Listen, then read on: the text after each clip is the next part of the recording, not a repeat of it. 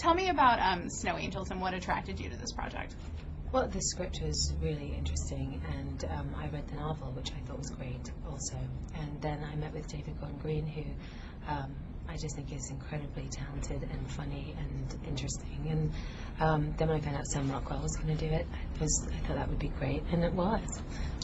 What about, it's kind of a dark film. What attracted you to this character in particular? It's kind of gut-wrenching what she goes through as a parent and everything. Yeah, she has a really tough time. I mean, I think as an actor, it's a weird position to put yourself in, because sometimes those are the parts that you think, well, I'm going to really enjoy going kind of far into that. And also, I was really ready for something that was very emotionally challenging, because I'd felt up until then I'd been a single mom, and my daughter had really been my very first priority. And I felt as she got a little bit older and was in school, I felt like I was able to really make a big emotional journey like that. So I was excited.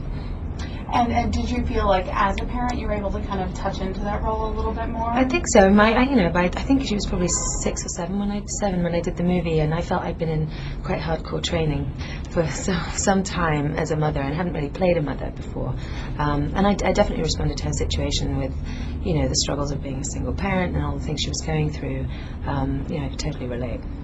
Do you, as we said, it's a little bit dark subject matter. What do you think is the message for this film? What do you want people to take from it? Is there a message of hope in there? I think there's hope in the movie. I don't think it's a message movie as such. I think it's a very beautiful lyrical movie, and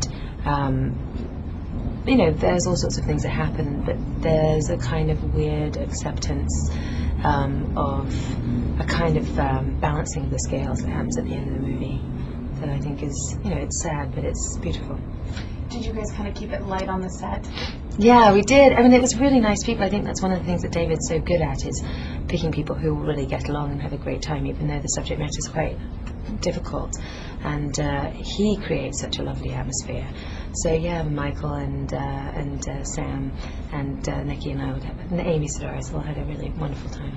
Yeah, Michael mentioned that he tried to cast people that were funny, since this was such kind of a serious role. And he's like, okay, it's hilarious, she farts and everything. He actually said that. I don't know if I actually would go as far as that. I would definitely talk about it, but I don't know if I put my money where my mouth is. I only need them 5 weeks. I tend to need to know you at least a few months before I go there.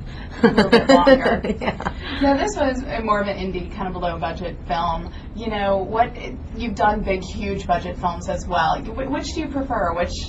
I'm more comfortable in a movie like this, because this is what I started out doing, and because I came from British films, and most of my early movies were much smaller. So it feels like when the priority is literally just, as far as an actor, it feels like the priority is just the performance. That's a treat for me. It was more of a stretch doing the bigger stuff and all the action, because I don't know that so well. I do now, but this is more like coming home. This is a bit more like coming home, yeah. And then just a question about this weekend. There was the Spirit Awards and Oscar Awards, big fun weekend. What was the highlight for you of this weekend? What was the highlight for me? I think, God, what was it? Getting to spend like a 12-hour night with my husband. We actually stayed out until 5 in the morning on Oscar night, which I don't think we've ever done ever, because we never have a babysitter, but my mum was in town. So I got my slightly drunken husband for 12 hours, which was great. What a date night. Yeah, it was. It was a really good one. We got like 3 in 1. Do you still get starstruck? Is there anybody who just kind of, like, you were excited to see? Yeah, I was a bit panicked by meeting Madonna, just because I've dressed up as her so many times as a teenager, so that frightened me a little bit. And you had never met her before? No. Oh my gosh, I'm jealous. I would love to. And I don't think you should meet people like that. I think it's all you're going to do is be embarrassed and horrified.